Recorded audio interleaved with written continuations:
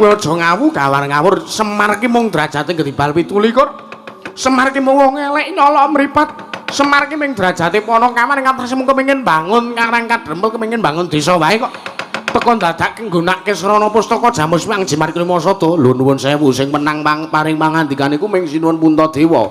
Sing sagulan orane maringke Jamus Klimasada kali sing sagulan orane Pandhawa 5 rawuh teng Karang Kadempel iku ming Sinuwun Puntadewa Ndara Werkudara Ndara Janaka Ndara Kembar. Krungu ora sampean? Ayo. Saiki aneng kene anane mung Baladewa karo Bagong. Cobane sampean ora arep nrimake. Ora arep nrimake Semar gone bakal bangun Karang Kadempel. Coba saiki ajange dudu sapa-sapa ajane dadane Bagong. Lho, kowe wani karo aku? Lho, ora. Lho.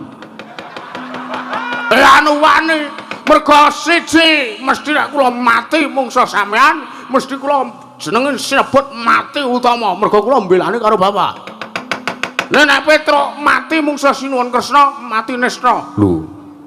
Kok ora adil kowe. Lho, wis sampean kowe wani karo ratu kok. Kowe ya wani. Kowe ya wis padha-padha nek ngono ya.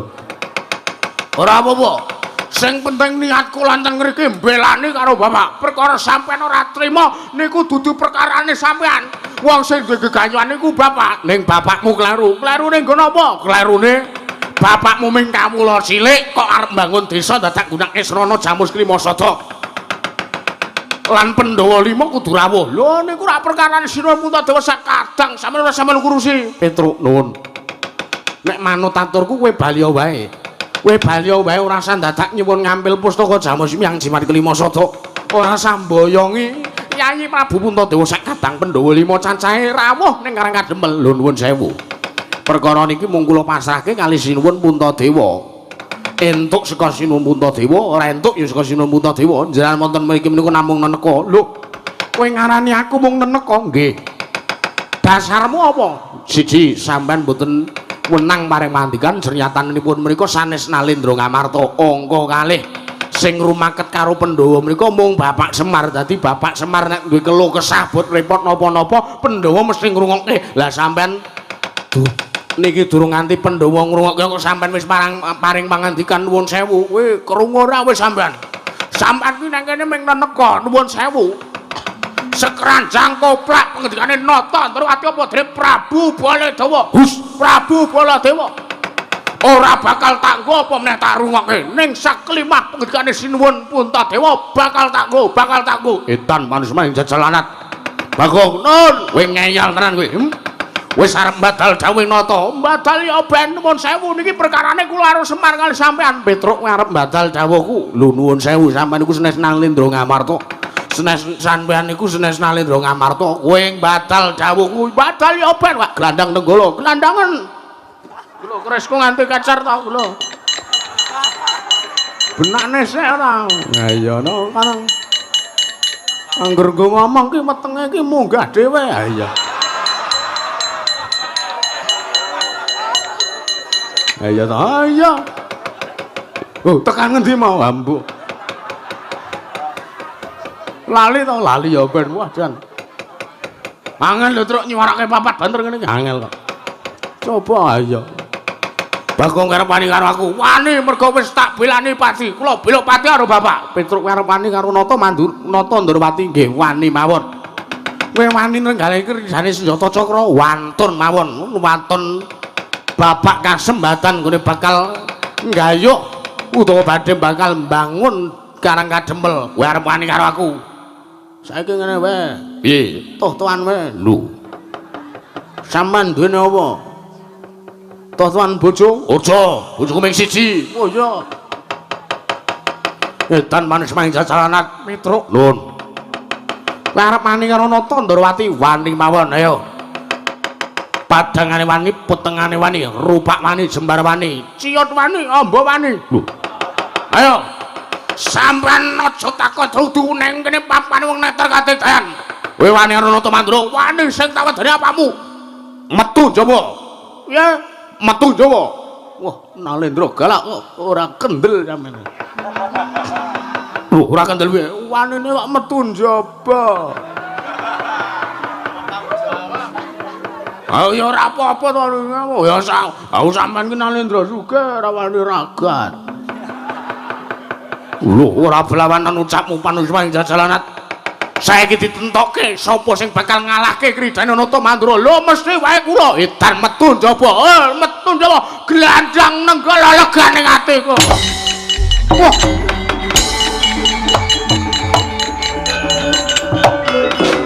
Manus main jajalan ora senengane kok kaya ngono lagi ndoro ati. Niwang Agung muga ngayomana marang Praja Ngamarta lan sak isinipun. Nuwun mangke Koko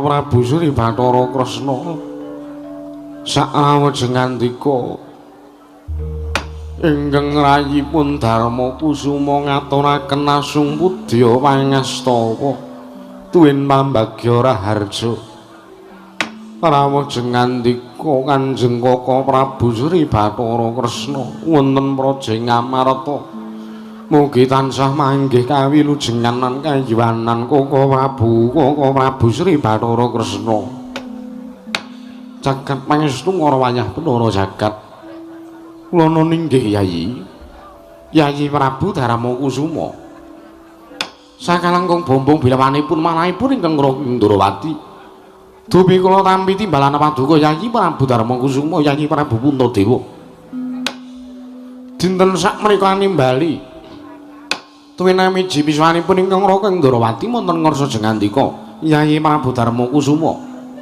kemareng asung pudya pangastawa sampun ingkang Raka tampi ngarya bombong raos penggalih miwah pambagya raharja kemareng wilujeng berkah pangestu paduka Yayi Prabu Puntadewa wilujeng biswanipun ingkang Raka Ndrawati dinten sakmenika wonten Praja Ngamarta mboten manggalangan setunggal punapa tinebena ing rubeda kalih sing sambikala cinaketha ing kawidadanan kayiwanan kemareng kula ugi ngaturaken salam taklim kula mugi kunjuk wonten kula sapaduka Yayi Prabu Puntadewa Yayi Prabu nun inggih Koko Prabu sampun kula pundhiya karya Cundaka Manglingga Murda amawahana kabagyaning gesangipun ingkang rayipun Darma Kusuma mboten langkung kasekecak ingkang langkung prayogi lenggah sing andika Kanjeng Koko Prabu Sri Bathara Kresna wonten negari Ngamarta menika Koko Prabu kawula nok nggih Yayi Prabu Darma Kusuma sampun boten kirang prayogi biswanipun ingkang Raka ing Ndrawati dinten sakmenika wonten Praja Ngamarta menapa dene Koko Prabu Baladewa Koko Prabu Balarama sakrawujeng ngandika Kanjeng Koko Prabu Balarama ingkang rayipun Darma Kusuma ngaturaken pambagya raharja tuwin asung pasegan monokrami mugi tansah kunjuk marang ngarsa paduka Kanjeng Koko Prabu Baladewa Koko Prabu Balarama jagat pangestu ora wayah penara jagat Patindra Jaladewaku Yayi Prabu Puntadewa Yayi Prabu Darma Kusuma sakalangkung bombong bilawanipun manahipun ingkang Raka ing Mandura dinten menika kula den wiji pisawan kula wonten ngarsa singandika Yayi Prabu asung pudya pangastawa asung pasegan monokrami sampun ingkang Raka tampi angarya bombong raos penggalih mboten langkung ingkang Raka ugi ngaturaken salam taklim kula mugi katur mangarsa singandika Yayi Prabu Darma Kusuma Yayi Prabu Yudhistira inggih Koko Prabu sampun kula tampi angarya bombong raos penggalih mugi kasekecak lenggah jengandika Koko Prabu kalih wonten negari Ngamarta dinten sakmenika Yayi sampun boten kirang prayogi piswanipun ingkang Raka ing Mandura dinten sakmenika wonten ngarsa paduka Yayi Prabu Darma Kusuma Yayi Prabu Puntadewa wah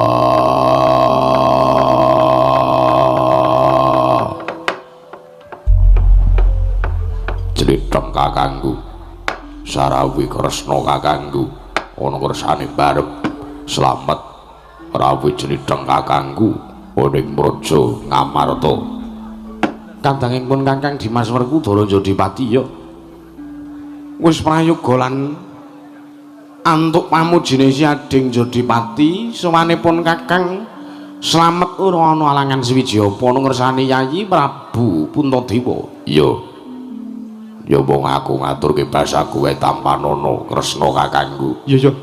Siang diatur basa kelawan pun kakang. Ing Ndarawati ora ler pangestuku Tampanono di. Tak gegem dadake jimat. Baladewa kakangku aku ngaturke sembah. Werkudara. Iya. Siang diatur basa kelawan pun kakang atur bekti sembah kelawan pun Kakang Mandura wis tak tampa. Ora lewat pangestu pun Kakang Mandura Tampanono di Werkudara. Yo. Tak gegem dadeke jimat ora liwat prayogakna sowanmu utawa rawuhmu ya lungguhmu ana wersane bareng kakangku yo Werkudara kaya wis ora kurang kepenak Koko Prabu nadan kula ingkang rayeng Maduka pun Arjuna ngaturaken sembah sumugeng mabekti kula kunjuk Nyai Arjuna yo kadangipun Kakang Madukara sia diatur bekti kelawan pun kakang musipun kakang tompo kali bombong rahasia menggalipun kakang inggih ora liwat pangestunipun kakang bae Tampanono Yayi Arjuna inggih sampun kula pundi dadosna jimat Koko Prabu Baladewa mugi kasekecakna lan kula ngaturaken sembah bekti kula kunjuk Yayi Arjuna yo sia diatur bekti kelawan pun kakang pangestunipun kakang Tampanono di Arjuna inggih kula pundi dadosna jimat bareng pangestu paduka badhe kula cancang pucang weni dumaweng wijang rumeketing merdaya saestu andadosaken cahya ner cahya daging rah kayiwanan Koko Prabu ya Koko Prabu nadan kula ingkang rayi ing samujajar pun kula ngaturaken sembah bekti kula kunjuk Yayi nakula inggih siadatur bekti kelawan pun kakang pangestunipun Kakang Tampanono inggih Koko Prabu Kresna kula ngaturaken bekti kula kunjuk Koko Prabu kadangipun Kakang samujajar Dimas Nakula siang diatur basa kelawan pun Kakang ora liwat pamujalan pangestunipun Kakang bae Tampanono di nggih kawula pun diandadosna jimat parang pangestu paduka badhe kula cancang pucang weni dumawing wijang rumeketing merdaya kaprayogaken gayipun Koko Prabu iya Dimas kaya wis ora kurang kepenak Koko Prabu kekalih ingkang rayi ing bumira tawu pun sedewa ngaturaken sembah bekti kula kunjuk ya Yayi sia diatur bekti kelawan pun Kakang pangestunipun Kakang Tampanono ya sedewa pangestuku wae Tampanono sedewa iya kawula pun yen dadosna jimat kaprayogaken lenggah paduka Koko Prabu kekalih iya kaya wis ora kurang kepenak semanipun Kakang ngersani Yayi Prabu Darmakusuma ya sedewa kaya wis ora kurang kepenak Koko Prabu kula nyuwun sewu kalapatanipun ingkang rayi pun Darmakusuma tadah wadana krana kula wantun amiji dhumateng rawuh paduka Kanjeng Koko Prabu kula nyuwun sewu ingkang rayi amung nedya nungsung mamarata menggah menapa ingkang dados wigatosipun dene paduka Kanjeng Koko Prabu kekalih rawuh wonten Praja Ngamarata sengkan-sengkan datan pepupuyan menawi alit utusan gandhek sak kembaran agengipun utusan Nayaka Praja saking negari Ndarawati nanging rikalenggan menika mantu Kanjeng Koko Prabu Kresna rawuh wonten Praja Ngamarta nganti kelawan Koko Prabu Baladewa aduh Koko Prabu saestu kula mangartosi perkawis menika saderengipun tartentu kula nyoba nyawisaken rata kencana kinarya amethuk paduka Kanjeng Koko Prabu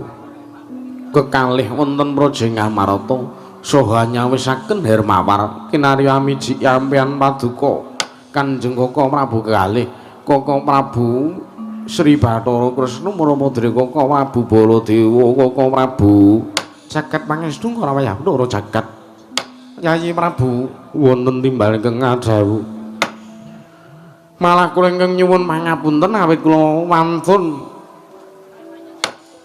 Dedheble marang ngersa jengandika Yayi Prabu Puntadewa kula wantun sowan kuma wantun kula lansang kula ingkang nedya nyuwun mriksa niti mriksa sartanipun kula nedya nungsung pawarta menggah menapa ingkang dados wigatosipun dene paduka Yayi Prabu Puntadewa tigang ari kapengker atur nawala dumateng ingkang raka ing Ndarawati Koko Prabu kula nyuwun pangapunten Yayi Prabu kula nyuwun pangapunten menawi bab perkawis paduka ingkang boten amethuk ingkang Raking Ndarawati miwah Koko Prabu Baladewa menika mboten dadosaken perkawis. Jernyatanipun kula inggih ingkang Raking Ndarawati kalan kadang-kadang kula para Pandhawa menika sampun kadidiri kawula anggep turas kula daging kula piyambak.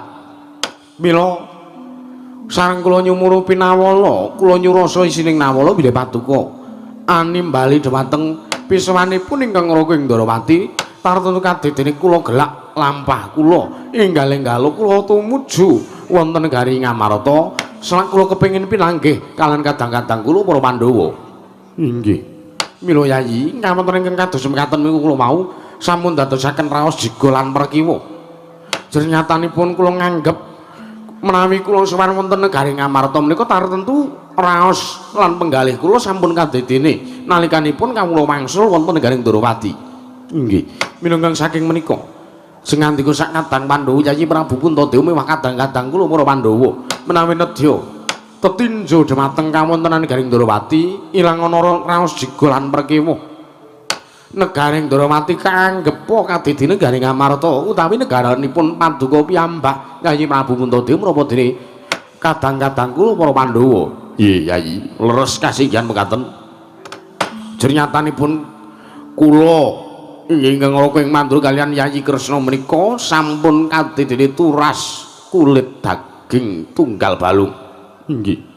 Kaliyan kadang-kadang kula para Pandhawa. Mila saking menika Yayi Prabu sakadang sampun gadhahi raos wigiringa-ringa awit praptanipun ingkang Raking Mandura miwah Yayi Prabu Kresna wonten ngersanipun Yayi Prabu Puntadewa. Inggih.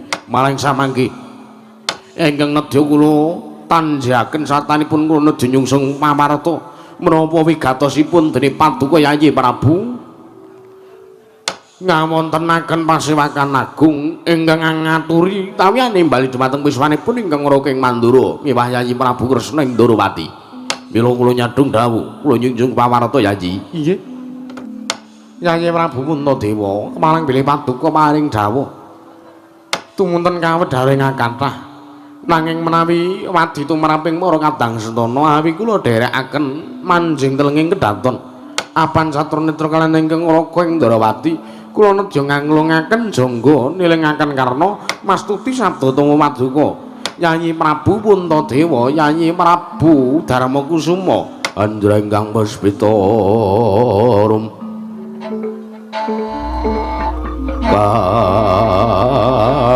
Siliring samirana mrek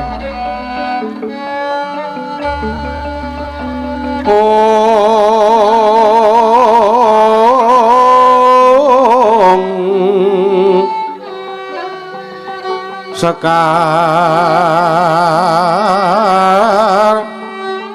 gadung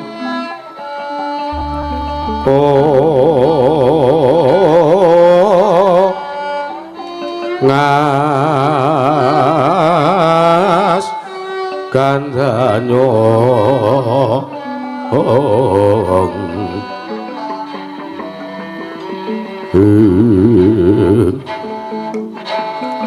maweh laras retnaning driya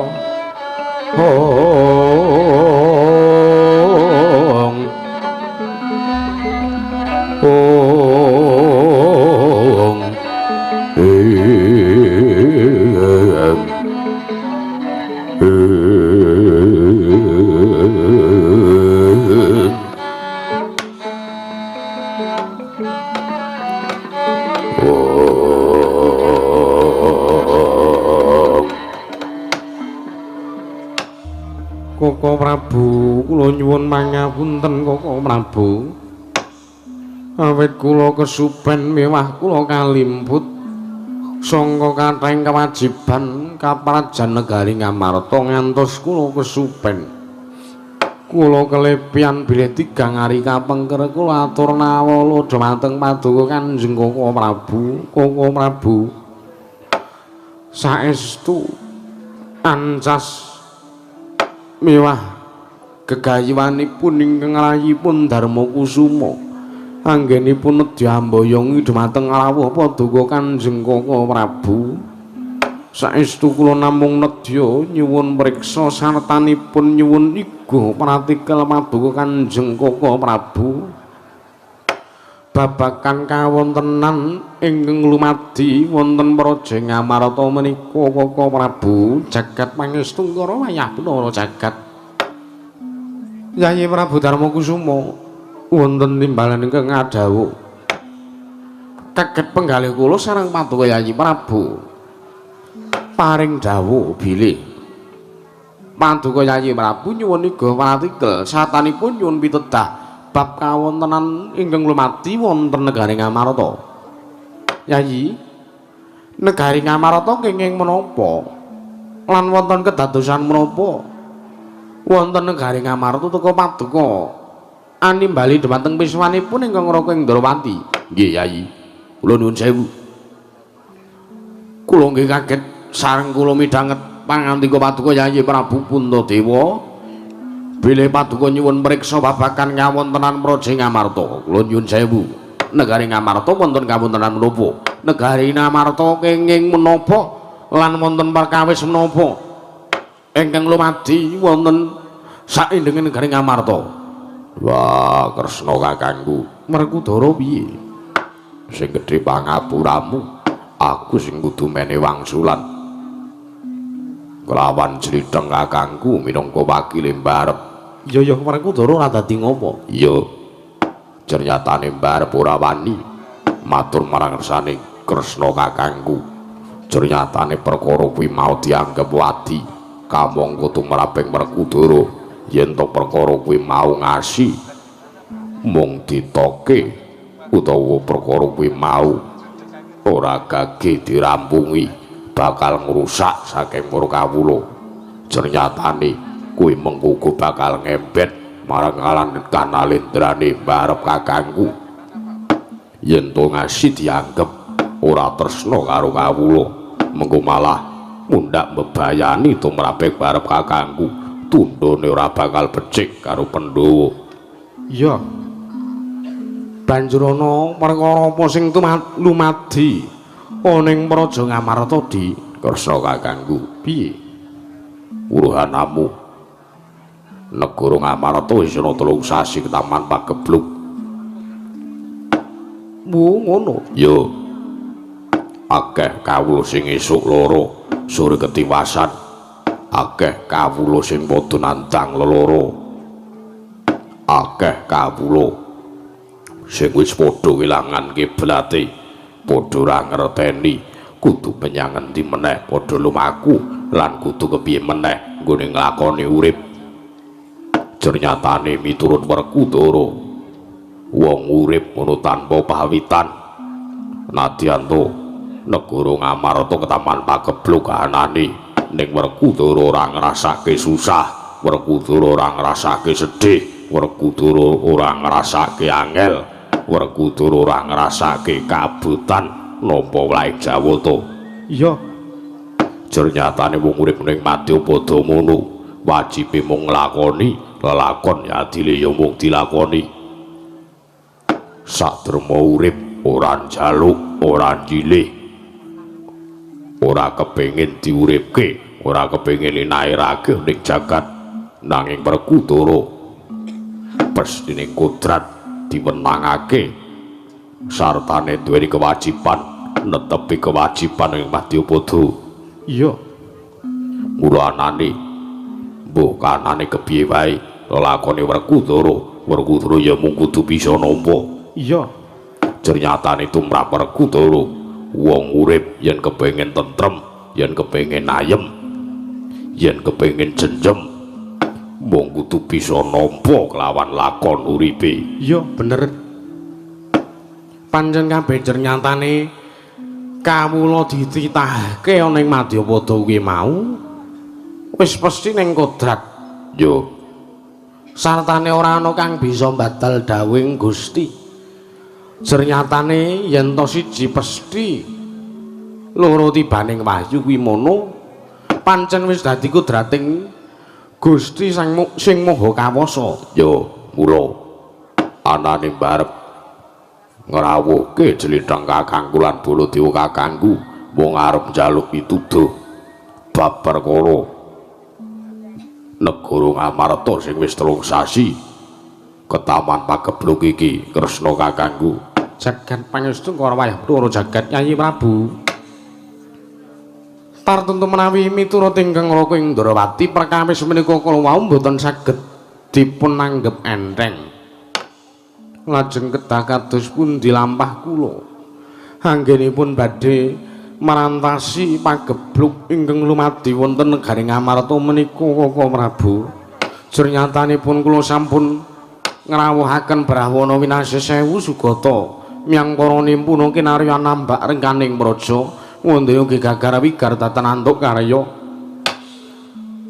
kula ugi sampun ginakaken srana menapa kemawon nyantanipun sedaya mboten badhe mboten wonten ingkang saged ndamel srana usadaning praja negari Ngamarta Yayi wonten dawuh kula nyuwun sewu kula nedyani tipriksa dhumateng paduka Yayi Prabu Puntadewa miwah kadang-kadang kula para Pandhawa inggih bab menapa Kaka Prabu menapa wonten kraton utawi wonten kedaton negari Ngamarta menika tigang candra sareng kaliyan pagebluk ingkang lumadi wonten negari Ngamarta menika wonten bab ingkang benten kelawan adat ingkang sampun sak mangertos kula mboten wonten bab perkawis ingkang ngowah-owahi marang adat pranataning hukum negari Ngamarta Kaka Prabu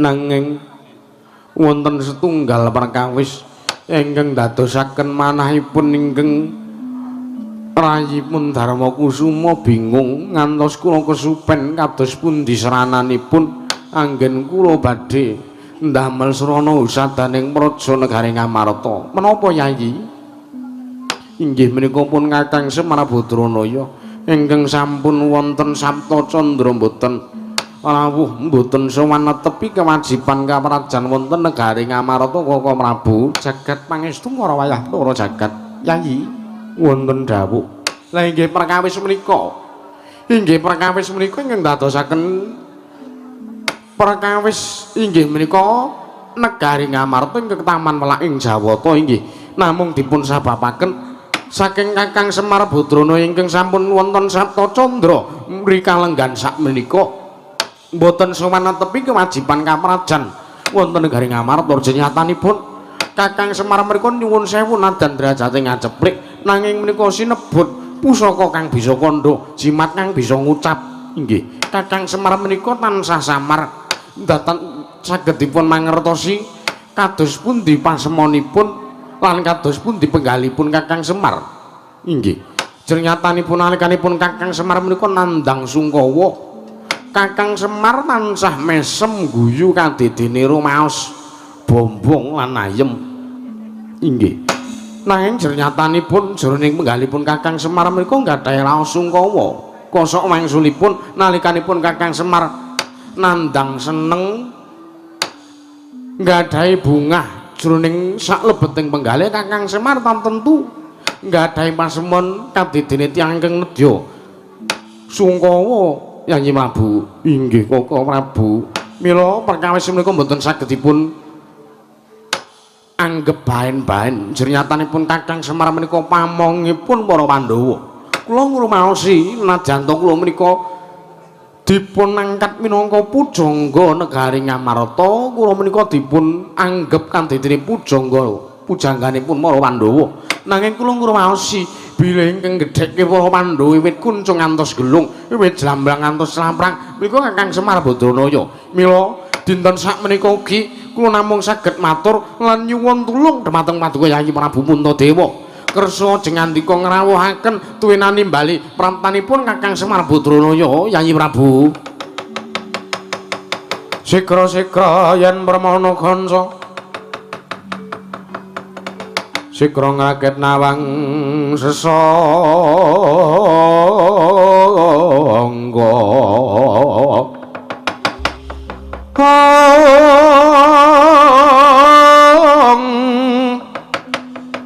Nalendra mbek marwa sing sangkatri gumulung katri kumulung mangrompak ing wadya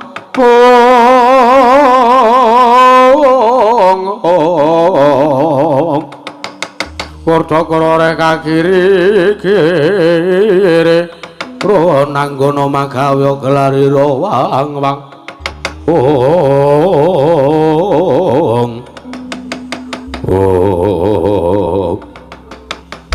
Didemadari ngawontenan Pasewakan Negari Ngamarta nalika semanten dadyok tindrim ngawontenan mentri madyaning Pasewakan datan nono-nononan ingkang ngobah sami utatan mampah awit kaperbawan Sang Nata Ngamarta Prabu Darmakusuma kujabing mangki ngono Wanadu jaring wong angketsa minang udare wong wadi kasaru dasing pertara kula durung abang durung manding pihak ngarsa tangkeping urip Paseban bono amuk apa to kang dadi darunane ora ana macana modene gajah kemedhun saka wantilan macan medhun saka rangkeng kejawi amung wiswanipun tusan saking Karang Kademelan Kyat Majanipun Kilurah Semar Badranaya Kilurah Petruk Kandhong Bolong kadharaken Kilurah Bagong ingkang mantun minggah madring Dartoyo karo peper pindha sata mentar gegek nang samya mulat mangroma ing para kawula ing kancana daya piyak-piyak jaluk dalan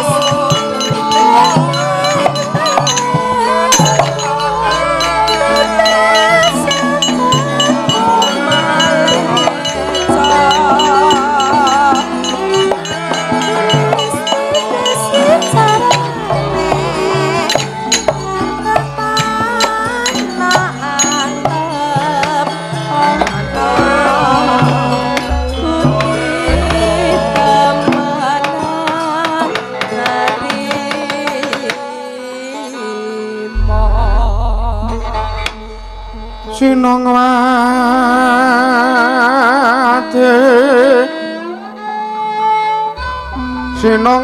cakat kinari rada mundur among mbak lumembak ombak ing samudra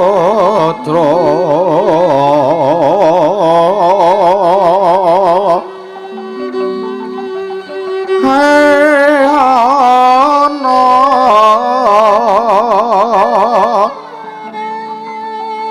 hai ana bale lumodamrep kanggeng awita denjeng-denjengan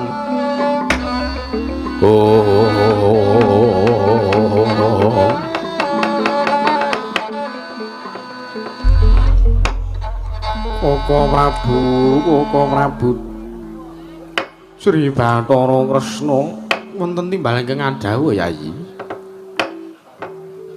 nembe kemawon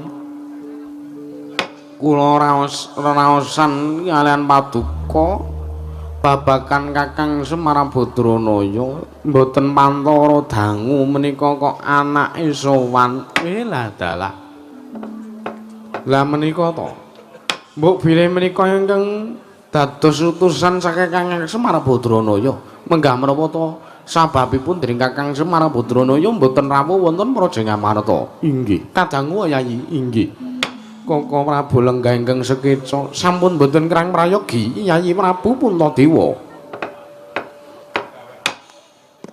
Panakawan Petruk Kanthong bolong sak sawanira Panakawan Petruk padha kanthi raharja lan sak slamet sak pratamu Petruk Kanthong bolong Panakawan Petruk Kanthong bolong sak sowanmu padha kanthi slamet tekamu Petruk kowe mecek wae ya ki ya cah ki ya hene kok wis rumput ya ra tenan Mas Jan wis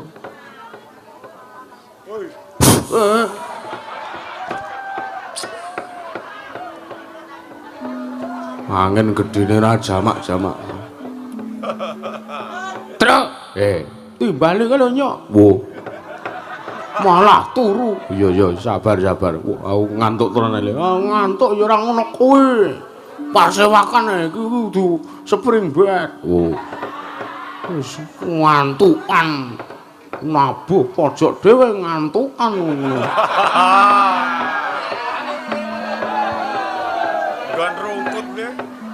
Ayo wis ben kaya ndane ana. Timbali sinuwun. Wo. Nimbali kalian iku lho sinuwun. Iya. Wah, ngapunten Kang. Kula siang berkegiatan. Awan-awan nggih. Wah, lah Petruk ki ora mengenal ruang dan waktu kok. Ampun nang ngendi wae waton ora enek wong gas Petruk. Le ngopo Bang? Le anu niku lho kegiatan puskesmas niku lho. Ampun mikir sing werna-werna sampean. Iya Bang, nggih. Petruk padha slamet sak tekamu. Nggih. Nun amit pasang limantabe tinebena nglodhone dumawah ing tawang tuwak. Linepan ing tolak manut tinebena ing siku dendho sinipun. Iya. Kemareng pangestu paduka berkah pamujinipun Gusti kula ingkang sinuwun Prabu Puntadewa antuk pamuji paduka kemareng wilujeng pisuwan kula pisuwanipun ingkang abdipun Petruk Kanthong bolong boten manggalangan setunggal punapa kemareng kula ngaturaken sembah bekti kula kunjuk sinipun. Iya Petruk sira atur bekti kelawan ningsun pangestu ningsun tampanana Petruk. Nggih. Kula pundi andadosna jimat paribe ndayana ning kasantosan. Prayogakna Petruk. Nggih, sampun boten kirang prayogi. Petruk kanthong bolong padha kanthi prayoga sowanmu Sinuwun Ndrawati. Iya. Kleru. Lho, kleru piye? Jenengan iku kudune mengenten ning jejer Ndrawati. Lah kok niki melu teng mriki. Lho. Ya sawetara aku sowan ngersani Yayi Prabu Darma Kusuma apa ora kena? Oh, nggih kena mawon ku ya. Mbok menawa nek kangen. Ya aduh, menengo sik gong ora. Allah. Kowe aku gah kowe nek ngopo? Kowe tuku panganan semono mbane kongkonan Pak Carik aku malah isen aku. Aduh ya tomongke to, Tru. Wah, lah wong aku roh kaya. Oh, Pak Carik kok keduan nggo panganan brendang kae. Oh, ngene kimpul, ngene kimpul. Kurang ajar kowe iki ra. Wis ya ben. Lah aku sapa-sapa? Walah, ngono ae ta, Tru. Ngapa? Ki mau nek ngejane ora, nek ngejane selo. Piye? Ki mau Pak Bupati tak tuku rokok. Hus. Lambemu ora kok ngawur ora. Aku ki sangkale akrab iki lho, Tru. Nang joran jero ngono kuwi kok ya kowe iki ndelok kowe iki mengkere. Wah, kere kan ning sugih kapal. Guru teng dlemok kaya ngene iki. Oh. Ponokawan Bagong menengo dhisik. Nggih, diem. Sinuwun Ndrawati bukti kula kunjuk. Iya, Petruk, tak tampa pangestuku. Nggih. Petruk padha raja sak pratamu. Sinuwun Mandura. Iya. Wilujeng sinuwun bukti kula kunjuk. Iya, tak tampa pangestuku tampanono, Petruk. Nggih, kula pundi nggo jimat. Prayogakna. Nggih. Wong edan Bagong padha raja sak pratamu. Wong edan Bagong padha slamet tekamu. Wong kocluk Bagong padha slamet tekamu. Lho, piye to ki? Timbali ratu meneng wae. Gong. Mbok ora gawe perkara to, Le? Ora. Lah timbali Sinuwun Mandura. Nek lene mbali ki memper mono. Ane bali wong edan Bagong padha raja sak praptamu. Ya nuwun sewu to, Mas. Aku ki elek-elek kaya ngene iki kentir. Anu waras. Ora kleru to, Lur. Ah, kula ki elek-elek ngene iki ya sing nyoblos sampean dhisik. Ngono kok disia-sia. Wong edan Bagong padha walah. Ya piye to ya? Ya wis, nek kowe ora trimo tak loke wong edan wong bagus dhewe sak donya Bagong padha raja sak pratamu. Lho rak saya ngece to kowe. Genar rupane welike kok ngene kok. Dianani wong bagus wae lah ngece tenan iki mlungkung. Ya wis Bagong sing ora kepiye-kepiye, Bagong sing biasa wae padha raja sak pratamu. Nggih. Selamat. Lho. Bukti kula kunjuk. Lho kok bengok-bengok. Lah sampean wae bengok-bengok karo kula. Sampean ki ora gelem dibengok, ya aja bengok-bengok. Sampean ora gelem dikasari, ya aja kasar karo seseorang. Ditampa ora sembah. Ya tak tampa. Ya. Pengestu tampanono. Wah, nopo kapan-kapan tak jupuke. Lho. Wong kentir tenan, kentir ya ben ning iso dodolan kaos kowe. Wong edan ora wis ana. Gong. Nun. Tak elekke aja loro atimu. Pripun? Kowe sowan ratu kok ora laku, dodok ora nganggo subasita, ora nganggo tata krama kaya kakangmu. Lah anu pripun to? Sawangen kakangmu Petruk kuwi sowan nganggo unggah-ungguh, laku basa, laku dodok, nyembah karo ratu. Lah kowe iki tranyakan ngadeg nganyur. Karo ratu ora nyembah, malah salaman. Kowe iki wong-wong kepiye? Nggih, kula nglenggono kaluputan kula nyuwun pangapunten mboten ajeng kula baleni melih. Lho, iki biasane ning alesane eneng ning ganjelaske aku to. Lah ngopo? Weh, ra ngono ki. Weh, nek sejene kuwi ya, kuwi candya. Ning eneng perkara sejene kuwi to. Apa? Anu nggih, Sinuwun Baladewa. Piye? Matur. Piye? Kula salaman kalih Sinuwun Puntadewa niku enten alesane. Ya, setunggal. Ya, siji apa? Kalih, tiga. Lho, Malah hitung-hitungan setunggal. Sikil kula niki lagi ra iso diteko. Lho, enggak. Kula wau. Wah, mboten pirsa sampean. Ngopo? Wah, kula mengesokke. Ora ngopo-ngopo nih. Lho. Kok ora iso diteko sikile wae nuwun sewu. Sikil kula niku nembe mboten saged kenging nggih langku dada. Lho. Jur apa ora ana sebabe? Lah mosok kula sowan ratu mengkurep kelesotan ngene niku sepisan alasan kula niku. Ping pindhone kula mboten nyembah kalih Sinuwun Puntadewa niku enten alasane. Kula salaman niku enten dasar mawa. Dasare kula akrab kalih Sinuwun Puntadewa. Lho apa iki? Ah nggih. Lah sampean ngertine nek mung ten jero kraton, njaban kraton niku kalih kula niku tukang jajan.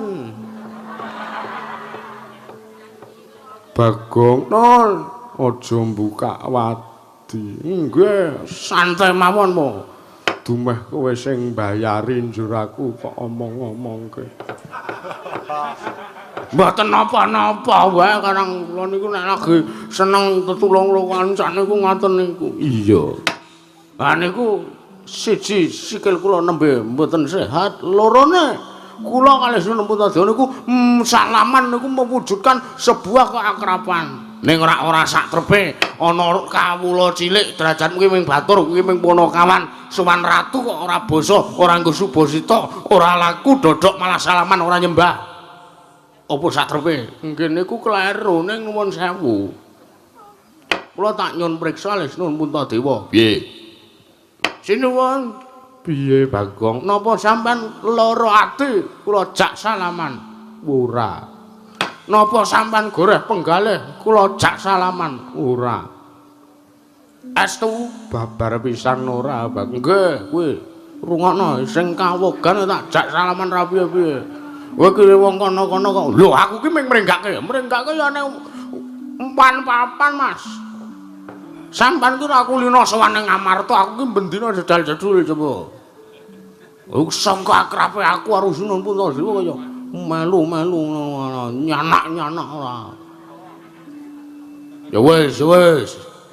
Lah niku kula salaman kalih niku mewujudkan sebuah keakraban Sinuwun Puntadewa kelingan nek sing riyen sing nyoblos ya dadi ratu niku mergo dicoblos kalih kawula cilik kula kalih Petruk ngeten iki. Ora kok mergo subasita tata krama. Enggak. Ning merga sangka ledake anu napa panjenengane Amet nggih Sinuwun. Iya. Merga lek Sinuwun Puntadewa niku tresna kalih kawula alit kaya kula kaya Petruk ngoten iki. Ayo. Sekakmat kowe debat kok karo Insinyur Bagong. Modarane. Ya wis aku ngalah. Ngalah aku.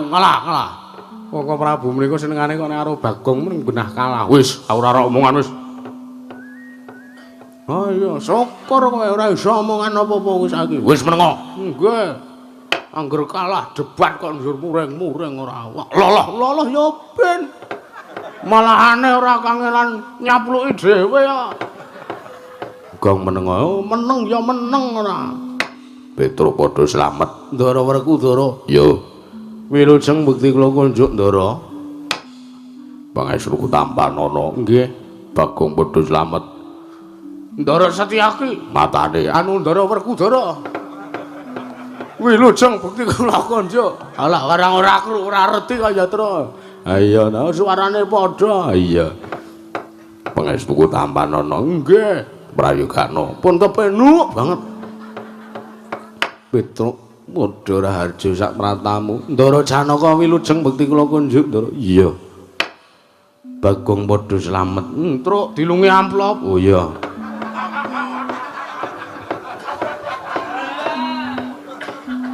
Saking kula. Oh iya, Pak RT 6 Silorejo, Pak Wartono nyuwun podha kutik. Oh iya. Mbak Anggi. Iya. Sawer 500.000 alhamdulillah. Iya. Ora sida, Ding. Lho menah. Ya jenengane ora. Bagong padha slamet. Wilujeng Ndara. Iya. Bekti kula konjuk. Iya. Petruk Bagong padha raja sak pratamu Bagong Petruk padha slamet tekamu. Kowe sik aku. Kae kon sing bener le mbagake kae. Arep Bagong Petruk arep Petruk Bagong. Ah, mang ulangi sinuwun. Petruk Bagong padha raja sak pratamu. Petruk Bagong padha slamet tekamu. Ah. Wilujeng Ndara Kembar, Wilujeng Ndara Kembar bukti kula kunjuk, bukti kula kunjuk. Petruk Bagong tak tampa, Bagong Petruk tak tampa. Ah. Ngono nak kemalik-malik ngono. Petruk kanthong bolong wonten dawuh sinipun. Apa wigatine dene sira sowan mongko tanpa tinimbalan ana ngersaning sun matur ngersanipun sinuwun Pintu Dewa. Druk, ora gugah-gugah sih. Wo. Iki bengi iki wonge nyambi penerus. Janji turu bualang lemper kok kene. Iya. Ya dateng ngger sampah mung rebab tok kaya. Ha iya, sampah ora nek sing dionakke rebabe. Ha iya, mung tinggal ler terus kok keduan kowe pintu.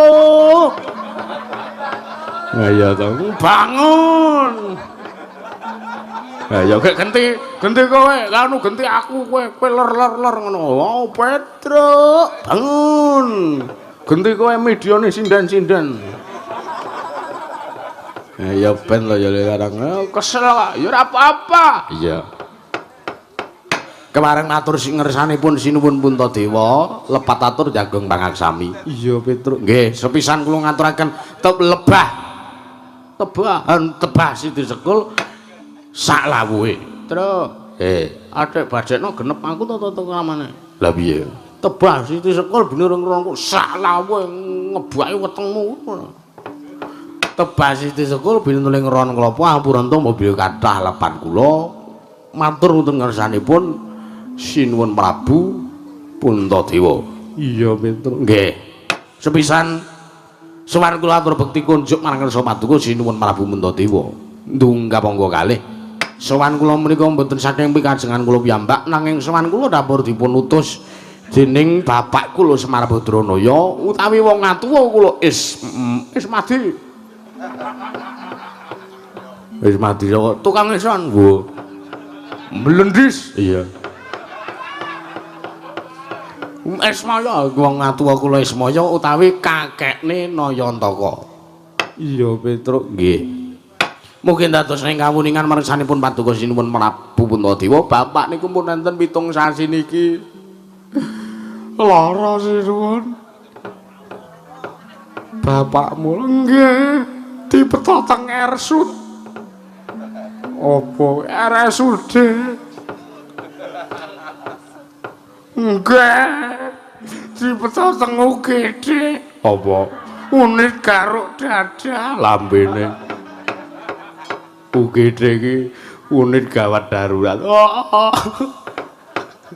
Nangis sareng guyu karepe kepiye? Ora apa-apa. Gek matur. Nggih. Bapak niku menten 7 sasi niki lara sinuwun, mongko ora genah sing dirasake napa. Iya. Sowan teng Pak Dokter jarene Kiai Semar jenengan niku ming mpun 3 dinten mboten buang air kecil. Niki wetenge motol-motol iki kek mengke niki jenengan mang teng wingking riyin. Bareng bali teges sedelo terus bapak opnam meleh.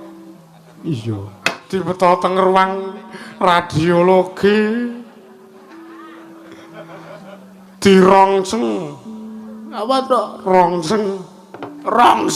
Heeh, dirongsen mboten ditemokke tulange bapak normal kabeh. Organ-organ dalam mboten ditemukan perkara sing aneh-aneh mboten enten. Iya. Dicek teng laborasi. Awas kira. Kae lho ting dinggo eksperimen laboratorium laborasi bandhepke ndasmu kuwi ora. Mangkel aku ya sabar kok ora muring-muring. Dicek laboratorium darahe sampel darahe dipendhet. Darahe normal. HB-ne nggih normal. Iya. Mboten enten sing aneh-aneh. Iya.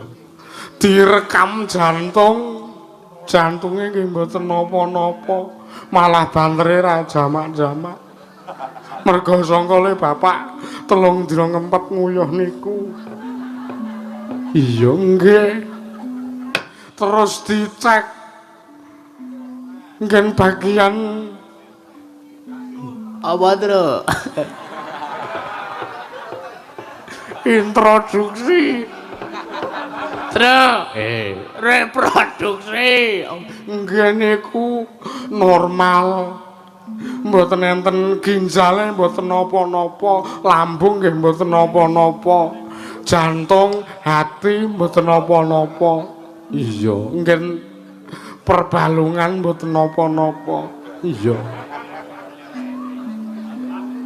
Niku kula judhek niku 5 sasi opnam bapak teng rumah sakit. Untung jaman sakniki enten teknologi sing jenenge Dasmaskes. Opo kuwi? Truk. BPJS. Ya iya niku. Untungne bapak mboten bayar, ya nek bayarno kula coco adol lemah adol sawah. Wong kula niki mung wong kere, wong ora duwe. Iya nggih. Keri dhewe bapak niku digeta teng psikiater sareng diceke Semar terdiagnosa kentir.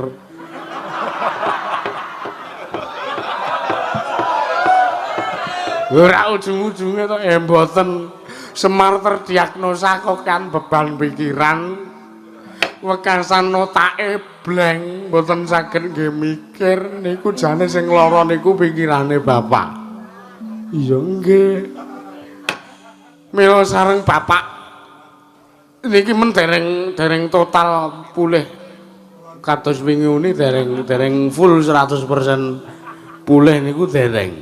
Iya. Wong kadang kala bapak sok nyawang cendhila ujug-ujug guyu. Ujug-ujug nangis. Bapak isih ora genah nika mute. Mute apa? Suasana hati iki lho, Gong. Oh, mood. Bapak isih kadang sok isih sok nika enten bocah mlaku dibledek. Hei, ngoten niku.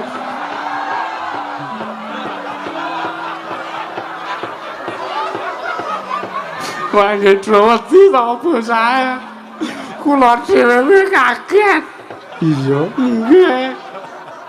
Truk ya aja nangis.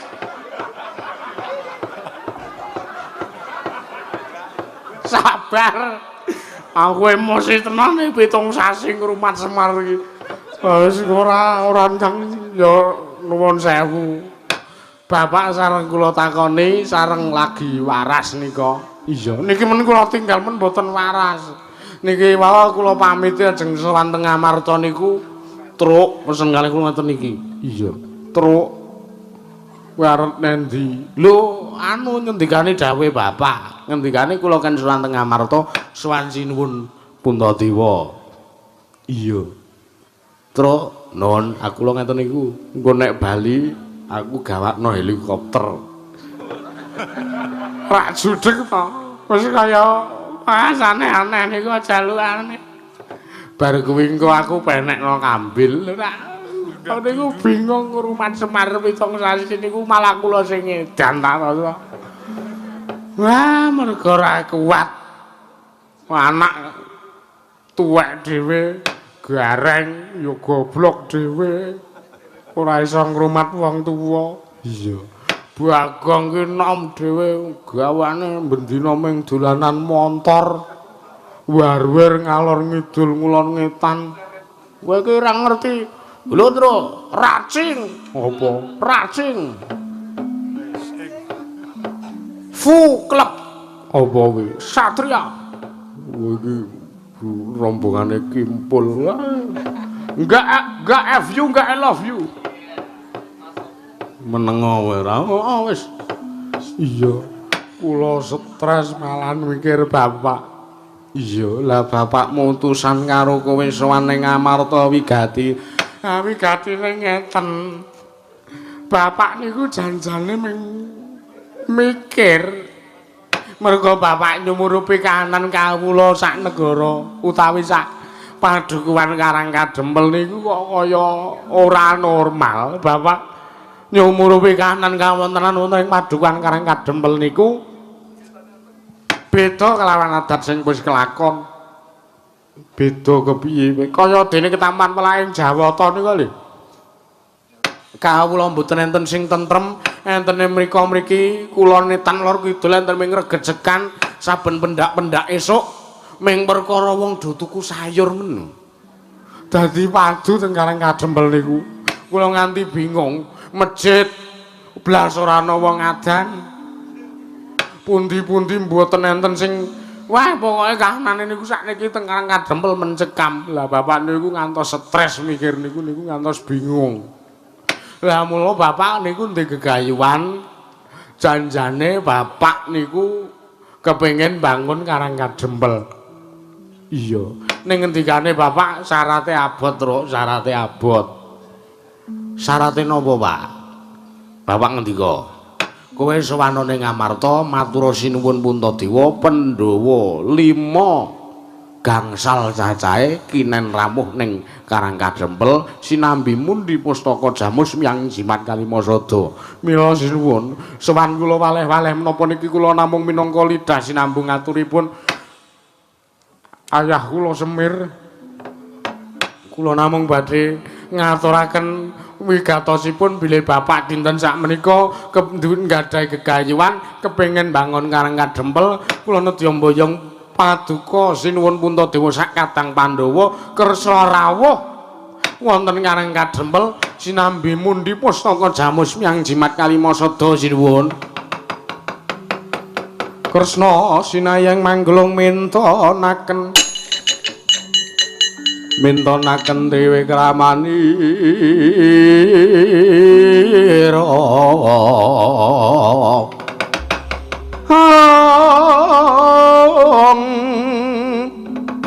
mangruk mining sakra kanggo miter neng asta kanggo miterane asta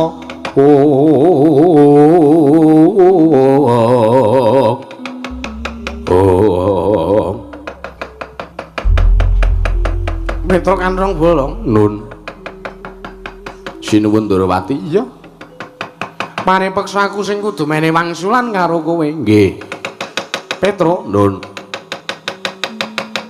kowe ngerti apa ora rembuking masewakan oning Praja Ngamarta dina iki mau ngrembug apa lho lah ngrembug napa ora liya lan ora wigati ya kuwi ngrembug bab perkara bapakmu sing wis 7 sasi ora sowan nggih teka durung nganti rampung nggonku pirembagan karo Yayi Prabu Puntadewa teka kowe sowan ning negara Ngamarta ngandhake yen to Kakang Semar lara nggih Petro nun kowe ngerti apa ora mboten lehmu matur kuwi kaya-kaya kowe ngapusi karo Yayi Prabu Puntadewa lho kok kula dianggep ngapusi coba to sawangen apa ana jamak lumrahe wong lara kok nganti 7 sasi nggih enten mawon nyatane wong lara niku iso tekan ngasi taunan ngantos boten nonton niku lara sing pancen bener-bener lara sing angel diobati niku wonten lan kathah kedadosane Petro nun apa bapakmu ora minger karo kiblate lha pripun anane merga Karangkadempel ke Taman Pagebluk kuwi merga uga bapakmu ya ora sowan ning negara Ngamarta 7 sasi suwene lho 7 sasi bapak mboten sowan niku nek mergo bapak lara ya sak lumrahe ora ketang sedina wae najan to kahanane lara lagi ora waras lagi ora dangan kahanane awake ya tetinju marang Praja Ngamarta netepi marang kewajibane lho nuwun sewu sinuwun bapak niku 7 sasi lara niku tenan tur bapak niku menggalih bapak niku ling ngrasake lara niku Karangkadempel ke Taman Pagebluk nembe bapak ngrasake lara mergo bapak kabutan mikir kahanan wonten ing Karangkadempel Metro nun kowe mangerti ya mergo mbasan iki mau tak titi mriksa jernyatane Yayi Prabu Puntadewa nimbali nglawan aku suwana ning Praja Ngamarta iki nyuwun priksa kepiye pituduhe lan napa pinta serayane nggone bakal ngrampungi perkara iki ya kuwi panggeblok sing temadi ning Gur Ngamarta. Nggih. Sareng tak titi priksa Yayi Prabu tak takoni tak suwuni priksa disebabke merga bapakmu sing ora sowan 7 sasi. Wun, mengke riyen niku perkarane siji. Perkarane siji. Niku merga disebabke saka Sinuwun Puntadewa sing boten nyaketi kalih kawulane. Petruk kowe aja ngeyel. Petruk kowe aja ngeyel. Ternyatane Semar ora sowan 7 sasi suwene iki ndadekake perkara dadaning pasulayan, ndadekake perkara gara-garane kayangan. Semar sing ora sowan 7 sasi iki ndadekake perkara gara-garane gara-garane negara Ngamarta kaya dene ketaman Pagebluk Petruk. Lho mengke riyen sampean mboten sak melu-melu sinun. Lho melu-melu piye? Aku sing nderek kelawan tindake Yayi Prabu Ndarawati ngopo aku ora kena rembug Petruk mancen. Semar kuwi wong sing wis ora minger karo kiblat papate, ora mangerteni sapa sing wis nguripi nglawan Semar sak anak-anake. Petruk, nun. Semar pendak-pendak dina mukti ngawibawa ning kebawan keperintah negara Ngamarta. Pendak-pendak dina mangan wulu wektu negara Ngamarta. Lah kok saiki Semar duwe gegayuhan dhewe, Semar duwe kawigaten dhewe. Mung kepengin bangun Karang Kadempel kuwi ateges Semar mung kepengin bangun desane dhewe. Lah kok dadak nggunakake srana kadangku para Pandhawa 5 cacahe rawuh ning Karang Kadempel sinambi mundi pustaka Jamus Klimasada. Lho nuwun sewu.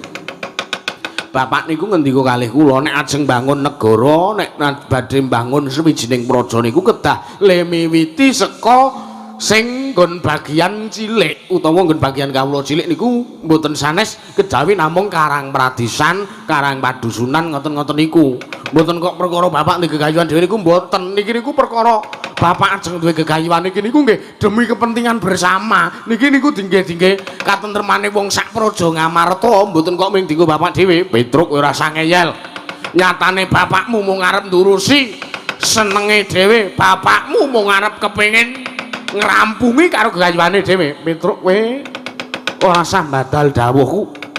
Kowe bali wae, kowe matur karo bapakmu. Bapakmu kuwi mung gedhi bal 17 mung arep bangun desane dhewe kok dadak nganggo srana pustaka Jamus Miang Jimat Klimasada lan Pandhawa kudu rawuh ning negara utawa padungan Karang Kadempel.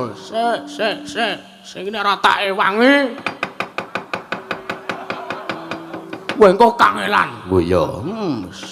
Kowe ngurus ana kuwi aku tak ngurusi iki. Oh iya. Sarana. Oh iya. Sinuwun Mandura. Bagong piye? Mungsuh sampean sakniki kula. Sampean sakniki lawan bicara kula. Ayo. Kowe arep ngopo? Kowe arep nrimake Semar ora kena. Ora dikepanengake nggone bangun desa. Well, aku mesti wae kula ora trima merga Semar niku duwe gegayuhan kepengin bangun Karang Kadempel niku merga ajeng miwiti bangun Praja Ngamarta sing miwiti saka Karang Kadempel utawa saka Karang Pradisan. Petruk kowe aja ngeyel. Kowe aja ngawur. Semar ki mung derajate gedhi bal 17. Semar ki mung wong elek nyala mripat. Semar ki mung derajate Panakawan ing atas mung kepengin bangun Karang Kadempel, kepengin bangun desa wae kok. Teko dadak nggunakake srana pustaka Jamus Miang Jimat Klimasada. Lho nuwun sewu sing menang paring pangandikan iku mung Sinuwun Puntadewa. Sing sagulan orane maringke Jamus Klimasada kali sing sagulan orane Pandhawa 5 rawuh teng Karang Kadempel iku mung Sinuwun Puntadewa, Ndara Werkudara, Ndara Janaka, Ndara Kembar. Krungu ora sampean? Ayo. Saiki nang kene anane mung Baladewa karo Bagong. Cobane sampean ora arep nrimake.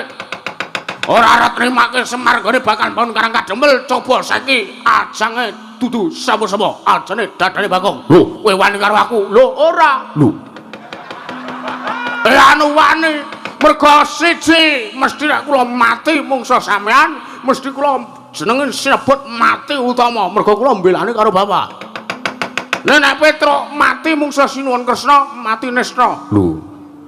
Kok ora adil kowe. Lho, wis sampean kowe wani karo ratu kok. Kowe ya wani. Kowe ya wis padha-padha nek ngono ya. Ora apa-apa. Sing penting niatku lanteng ngriki mbelani karo bapak. Perkara sampean ora trima niku dudu perkarane sampean. Wong sing duwe gegayuhan niku bapak. Ning bapakmu kleru. Klerune nggon apa? Klerune bapakmu ming kawula cilik kok arep mbangun desa dadak gunake Srana Jamus Krimasada. Lan Pandhawa 5 kudu rawuh. Lho niku rak perkarane sira Puntadewa sak kadang sampeyan ngurusi. Petruk nuwun. Nek manut aturku kowe balya wae. Kowe balya wae ora usah dadak nyuwun ngampil pustaka Jamus Hyang Jimat Krimasada. Ora usah mboyongi Yayi Prabu Puntadewa sak kadang Pandhawa 5 cacahe rawuh ning Karang Kademel. Lho nuwun sewu. Perkara niki mung kula pasrahke kali sinuwun Puntadewa. Entuk saka sinuwun Puntadewa, ora entuk ya saka sinuwun Puntadewa. Njenengan wonten mriki menika namung neneka. Lho, kowe ngarani aku mung neneka? Nggih. Dasarmu apa?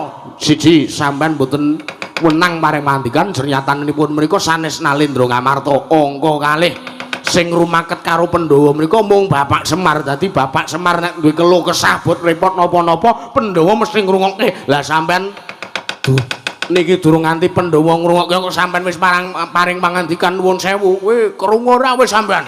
Sampean ki nang kene ming neneka nuwun sewu. Sekranjang koplak pangandikane nata Ndrawati apa dene Prabu Baladewa. Hus, Prabu Baladewa. Ora bakal tak nggo apa meneh tak rungokke. Ning saklimah pangandikane sinuwun Puntadewa bakal tak nggo. Edan manusma ing jajalanat.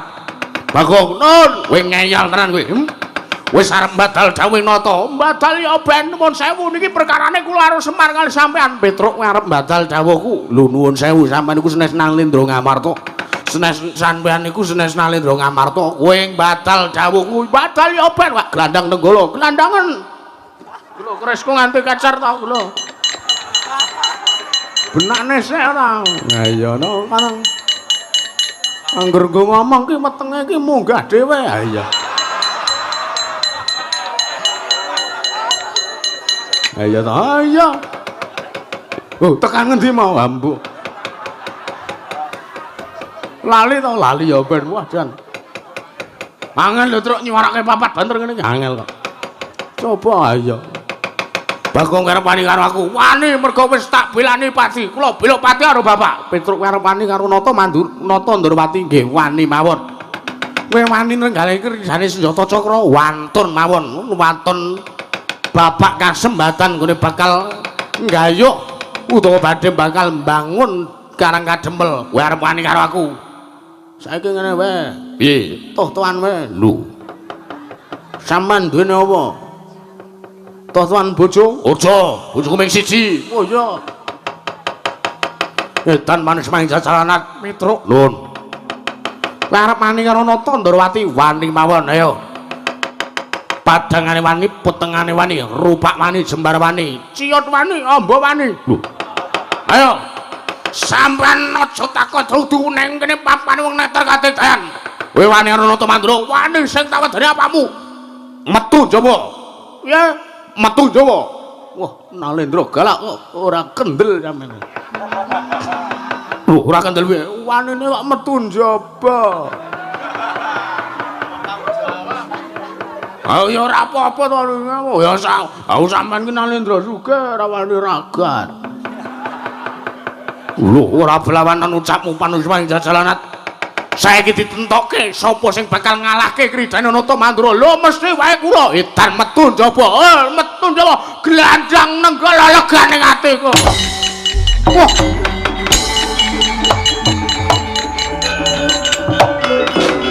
Manus main jajalan ora senengane kok kaya ngono ora iki ndoro ati.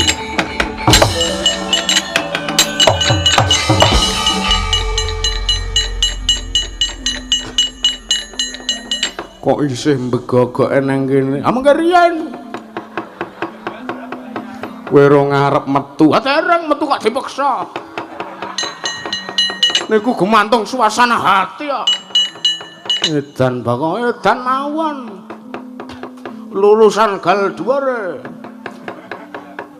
Edan kahanane kriwikan dadi grojokan geguyon dadi tangisan. Ben mergo kula mbela pati kalih bapak kula. Semar. Ngawur. Bengi iki ra mangkat kayake. Diketene. Iya. Mboten napa-napa sinun. Ning kula ngapunten lho niki gawe rusuh kanan Ngamarta. Ora apa-apa sing baku rampung ana dhewe. Lho, piye kowe? Ngapa sindan-sindan do? Au.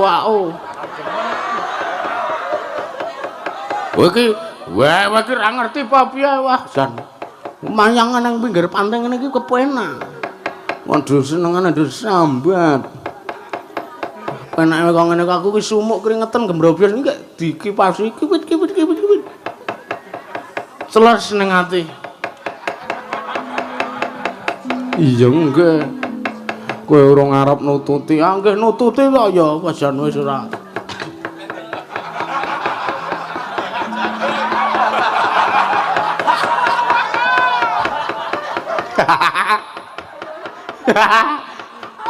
Ngopo peka jebule peka. Iya. Paham karo apa sing tak karepe. Iya nggih. Parang sinuwun. Iya. Nyuwun pamit. Iya, sanika soalé nek anu Petro nika emosi nika wau. Iya. Napa sampe mboten ngerti matane abang. Iya. Tenan nika wis emosi tenan nika. Nek ora ndang kula ndakke mengke malah ingkang Raka Sinuwun Darawati malah mengke apa niku kapuping Rana Madyalaba. Iya nggih. Pareng. Iya, ngati-ati nggih. Nuwun pamit nggih. Ndarawarku Dara nyuwun pamit. Yo ngati-ati nggih. Nyuwun pamit sinuwun. Iya, Ndara Janaka. Iya, ngati-ati nggih. Ndara Kembar ngati-ati nggih. Wah, jan wis ora. Ah, soalé Petruk niku nek ora ndang di sidhem emosine mengke malah molat-molat. Iya, kaya geni nika lho. Iya. Bahaya tenan nika. Iya. Pareng. Iya. Pareng Ndara. Iya. Pareng sedaya. Iya. Jane tenan soalé iki engko nek ora tak ndang. Lah soalé kula niku anu bela tenan kalih Bapak Semar. Kula niku wis lahir batin bela pati ambok kula kudu diijali nyawa kula saguh. Iya, mergo niku gayane bapak sing pancen utama nuwun sambutan kula teges ngalem ning niki mengke badhe ngembet marang karjaning kawula sak negari Ngamarta. Iya, Bagem nggih. Parang iya ngati-ati. Wajan senengane kok Petruk ki cen ya wonge dasar emosian lah. Kae mau niku teng ngomah niku bojone pun disadhak lho sinuwun. Oh, boyo nggih. Lho, kok ngono? Ha nggih merga njaluk pamit, bojone salaman ora cium tangan. Ngono nggih, langsung dijipuke memuan. Wah! Sirahe bojone nangis. Hi. Kula teka ngeneng-nengi, bojone kula rangkul.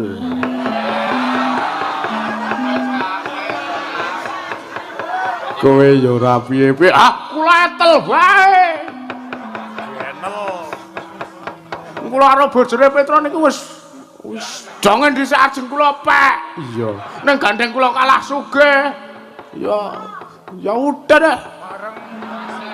Bareng sinuwun. Iya, nggih. Nyuwun pamit Ndara werku Ndara. Karepmu. Waduh. Krasa iki cacak iki. Wajan wis ora. Anu sinuwun kula bloko nggih sinuwun. Kepiye kula niku jane bola-bali niki meh ngarep njaluk tukon lenga. Piro Bagong pun sak iklase mawon. Minimal nggih 650 lah. Bagong, non. Kowe gelem mangan kepelan. Waduh ora sidana. Woi, wonten dawuh. Pantes ta kowe? Nggih. Nggede tra? Betul. Jilese aku. Pinten? 700. Oh nggih. Nggo, balik ki lho. Ngono, dicatet. Nggih. Tempone sok anu awal Agustus. Oh nggih. Lho nggih. Atanggo sangu nang Bali. Oh nggih. Wis sik ya, manten ya. Nggih. Atus-atus. Lu ngentut barang kowe. Anu gawe tek napa diampet. Ngene kok ora. Wis sik ya, ya. Nggih, ngatus-atus iki Lurah.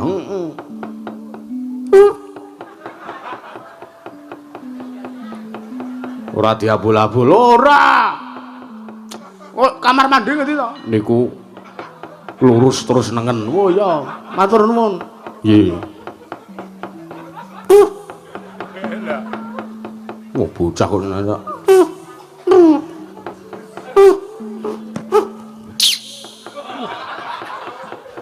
Untung wis pas iki, Pak. Lega kan sambel ya aku. Ah, ngene nak lega. Nah, iki bayar ora iki? Mboten. Alhamdulillah. Toilet keraton yang bayar. Di keraton gue ngapa? Nggih saya. Nggih ngatos-atos. Heeh. Pitik sapa ki? Niku sepeda kula. Tak jile sik. Oh nggih. Waduh aku kok malah tombo apa-apa to. Wis ora usah kakean sambat. Iki nang ngene patih guru manut. Oh nggih. Wah edan mereke poligon. Wah jan iki wah. Wah apik tenan iki. Wah bane. Weh. Apik tenan iki. Nggih. Wah jan kok iki gire pira niku? Niku lak saged di setting. Oh iya. Kowe patih kok tumpakanmu sepeda ya asor banget derajatmu. Wis tak bali sik ya. Nggih. Wah bele dionekke barang. Ah iya kudu gleleng.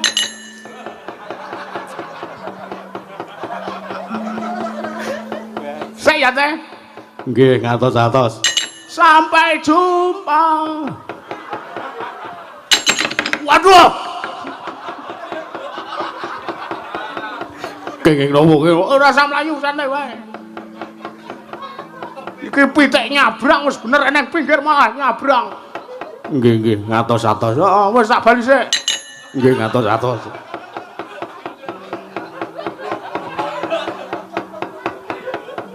Senengane kok ora. Wis ben Bagonge Ponokawan nyenengke ati. Iya Werkudara. Iya. Aku kelingan nalikane kono ngetoke udut, aku yo ngetoke udut arep nyilih rek kono ngece rekku. Lho kok ngono? Ya mergo rekku mung rego 2000 tokai. Reke kono sipo ditoke sak lengo-lengone. Wah isin aku. Ya ora usah isin. Ora apa-apa. Sing penting udutku luarang saka dheke. Apa? Dengwe. Njur Bagong apa? Marbol. Senengane kok ora. Werkudara. Nggih. Wonge wis ora ana kok isih ana suarane. Aku lho.